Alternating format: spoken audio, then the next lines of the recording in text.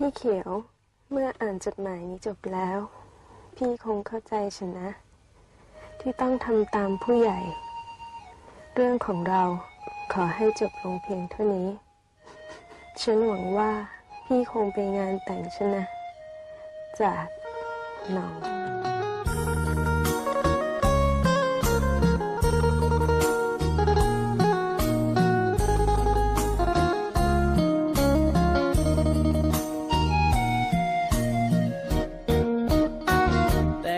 กะสร้างทองเจ้าบ่าวบ่รอพอดี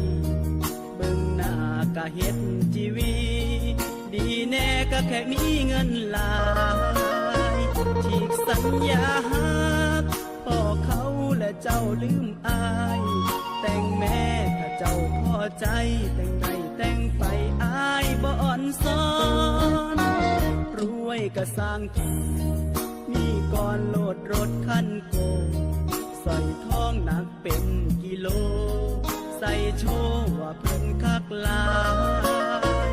เงินพอหลังล้านอยู่กลางบ้านเนื้อที่10 ไร่ขันหมากเหย้าปานรถไฟแต่งใดแต่งไปอายก่อนซอ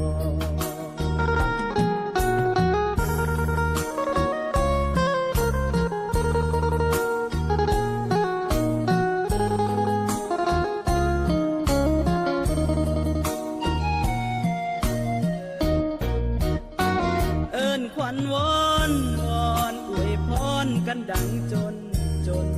ย้อนเว้าใส่ไมโครโฟนเอิ้นคนผูกแขนป้อนไทยคำมากลองยาวทรงตัวเจ้าบ่าวยิ่งใหญ่คนซาได้แฟนดีหลายแต่งใดแต่งไปอายบ่อ่อนซ้อน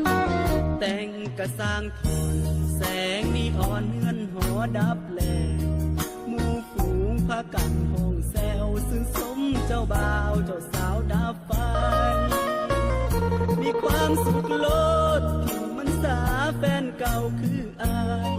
อกหักมันบ่พอตายแต่งใดแต่งไปอายบ่อ่อนซ้อน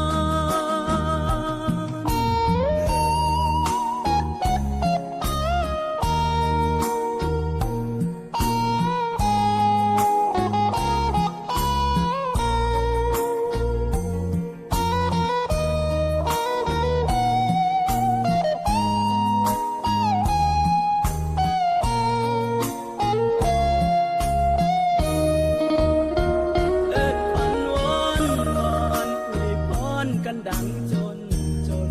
ย้อนเว้าใส่ไมโครโฟนเอิ้นคนผูกแขนป้อนไข่คำมากลองยาวทรงตัวเจ้าบ่าวยิ่งใหญ่